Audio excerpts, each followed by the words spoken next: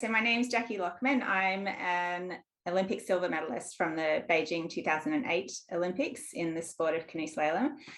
And I retired straight after that. I'm now married. My husband is also an ex-athlete and Olympian, and we've got 2 kids aged 7 and 10. So I live in Australia. I'm on the east coast in a town called Lennox Head, and I think those of you in Britain, the closest town that you would know is Byron Bay, which is about 20 minutes drive north of us. So beautiful part of the world.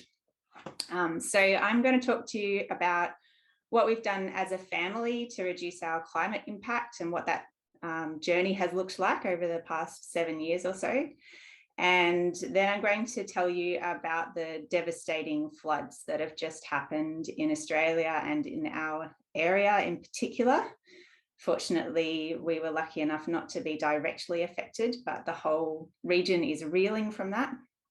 And then at the end, I'm going to tell you about how some of the measures that we have taken over the years to reduce our climate impact have also added to our resilience in the face of the impacts of this natural disaster. So I am going to share my screen. So this is like everything we've been doing in one slide, and I'm going to keep it really brief. But I just wanted to show you that it's really a journey, sort of changing these habits and putting these measures in place, and it's something that you can't really do all at once. It's too overwhelming, and it's sort of just been a bit by bit journey over the years.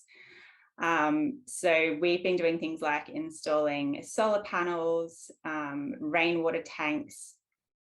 We participated in the Plastic Free July Challenge and then kept most of those things as a habit. We're not completely plastic free. We buy everything secondhand as much as possible. I haven't bought a new piece of clothing for probably 3 years. All the kids' clothing as well, it's all secondhand. And the last couple of years, we've been really focusing on our permaculture garden and trying to grow as much food as possible. We also collect buckets of food waste from local cafes, probably about, so it's in 20-litre buckets, about 5 of them a week, so 100 litres of food waste we collect, and we bring it home for composting, stopping it going to landfill. We put in an even bigger rainwater tank. We got a plug-in hybrid car, upgraded our solar panels, got a home battery. So yeah, just really been ramping up in the last couple of years. And I guess all of our decisions are based on our climate environmental impact and how that can be minimised, whether we're adding resilience to our way of life, our health, and cost effectiveness. So on the 28th of February this year, our region, the Northern Rivers, was hit by its worst ever flood. And I'm going to focus on the city of Lismore, which is the major city centre for this area. But I also want to acknowledge that there was extreme flooding all the way from Brisbane in the north down to Sydney in the south. And it was this, we had a very wet summer, and then we had this one extreme, slow moving, heavy rainfall event that just made its way down the east coast of Australia. They called it a rain bomb. So it literally just dumped years worth of water on us at once. So Lismore is located at the junction of 2 rivers, and it's always suffered from floods. It's built for flood. Most of the houses are raised up on stilts, and most of the residents have been through flood before. They know what to do. So in late February, the Bureau of Meteorology was forecasting large amounts of rain, and the people of Lismore knew to expect a flood about as big as what they got 5 years ago, which was the 3rd biggest flood ever. And they knew it was going to inundate the central business district and some houses. So people, were preparing. They were lifting their possessions, putting their cars on higher ground. The shops were lifting their stock up in the days leading up to this weather event. And I think the direction was that people in the flood zone were going to need to evacuate by 6 a.m. And then what happened during the night was the waters just came up and up and up. They far exceeded what the flood level was predicted to be. Areas flooded that have never flooded before, and people got caught out because they hadn't evacuated soon enough, or they were getting flooded when they never expected to be flooded. So in the middle of the night, people are getting water in their houses. They're climbing up onto furniture to get higher. They can't, get out of through the streets that are flooded. They're even climbing into their ceiling spaces or onto their roofs if they can. And there's many, many calls happening to emergency services. And there were so many calls, there's more calls to 000 than had ever happened before, and people could not get through. I just want to draw attention to that, the bottom right of the screen, the McDonald's, and you can see what the flood height is like, that sign when there's no flood and how high it came up. So it was just ridiculous. It came up 2 meters higher than it ever has before. So that morning, the waters have risen and people can't get through to emergency services, and they resort to calling friends and posting on social media. So if you imagine calling 000 or the state emergency service and nobody is on the end of the phone, and you're posting on social media saying, my life is in danger, can somebody please come and rescue me? It was just beyond belief. And I was reading these social media posts in real time and just tears streaming down my face going, wow, there's people stuck in their ceiling right now. And I don't know if they're going to get rescued. So the community just absolutely stepped up. So emergency services, they were obviously doing the best job they could, but people came with their boats and their kayaks and launched into the floodwaters and went around rescuing people off their roofs and out of their houses. The number of rescues conducted by civilians far exceeded emergency services. So we're just so lucky that the community was able to step up like that. The floodwaters continued down the river and flooded more towns downstream that have never flooded before.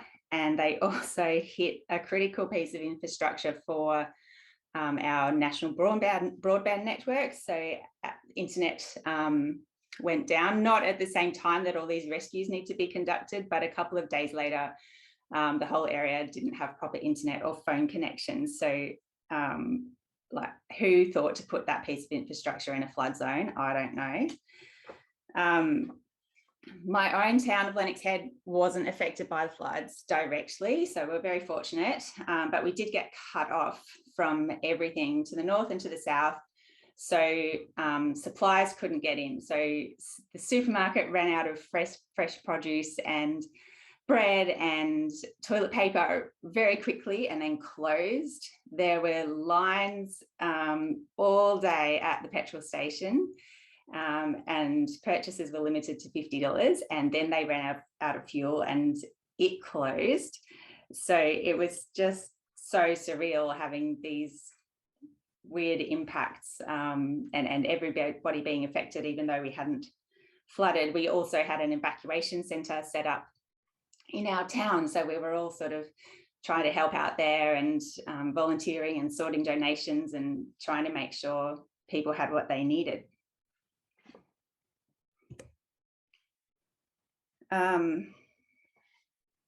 I was supposed to show that slide earlier with the community rescue, but you can see all of those boats launching off onto a street and just going out and searching for people who need a rescue. And yeah, some of the people sheltering on their roofs, they were stuck there for many, many hours in some cases.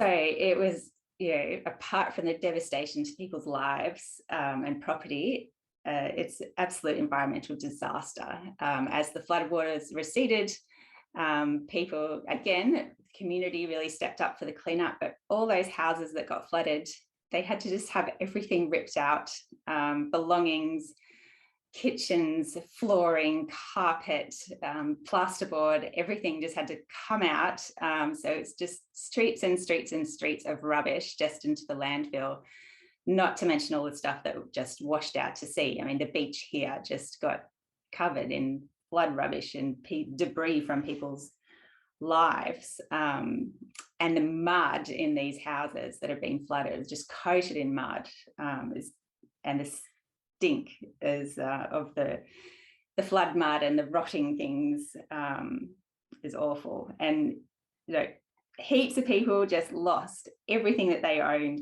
Most of them were not insured for flood because the insurance companies are a lot more switched on to the risk of these things than the government, and you can't insure for flood in those areas.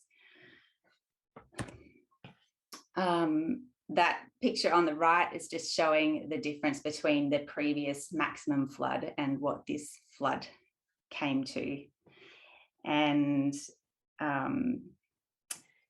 people just still continuing, the community still continuing to help with the recovery and the cleanup and the displaced people. So our area already had a housing affordability crisis, partly because it's a popular holiday spot and people are Airbnb or short-term holiday letting there, a lot of houses that could otherwise be used for long-term housing.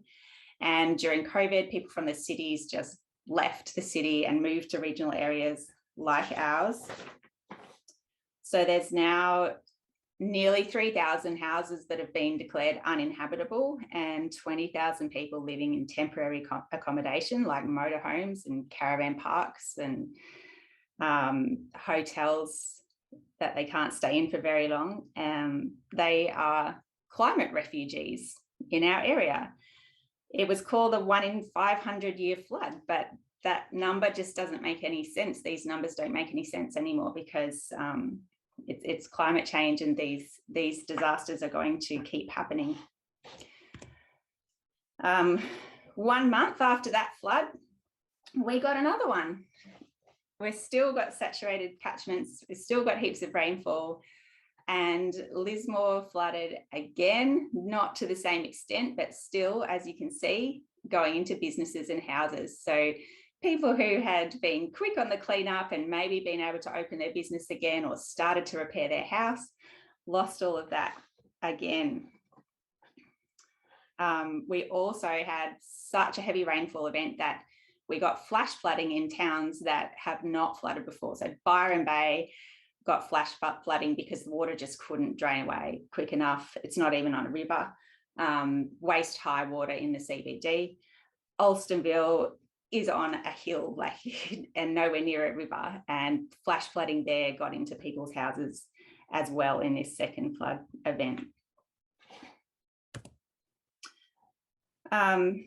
So the wider community continues to do an amazing job with flood recovery. The government response was too little too late. There's heaps of lessons for the future, and this is going to be, I think, debriefed for years, because these climate change fueled disasters are going to continue to happen.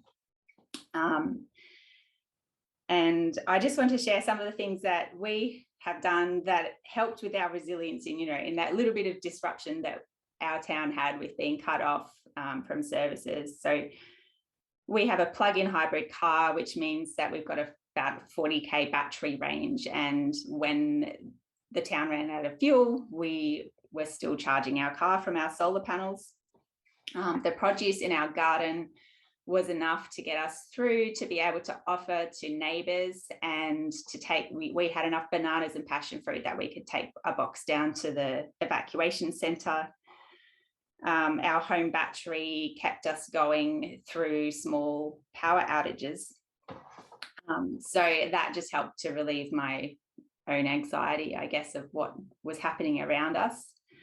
I'm well aware of how fortunate we are, and that our little bit of resilience doesn't mean much in the face of a whole community facing a disaster. And we don't believe in self-sufficiency. We're not trying to just, have a little insular property that looks after ourselves. And what we want is community sufficiency and community resilience. And that is me.